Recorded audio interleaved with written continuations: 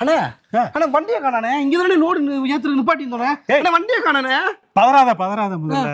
வண்டி என் பாக்கெட்டுக்குள்ள இருக்கு தம்பி.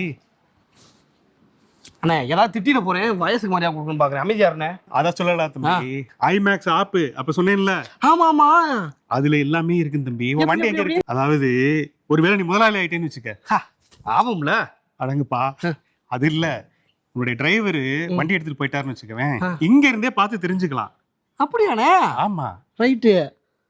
இந்த இருக்குல்ல, ஆமா 10 கிலோமீட்டர் சுட்டு வட்டாரத்துல அவர் போயிருக்காரு, எங்க போயிருக்காரு அப்படின்னு சொல்லிட்டு அவர் போலாமா வேணாமான்னு கூட நீயே வந்து இங்க செட் பண்ணி வச்சுக்கலாம். அதுக்கு பேரு தான் ஜியோ ஃபென்சிங். பரவாயில்ல, இதுல நிறைய விஷயம் இருக்குண்ணே. எனக்கு சொல்லிக் கொடுங்க நிறைய.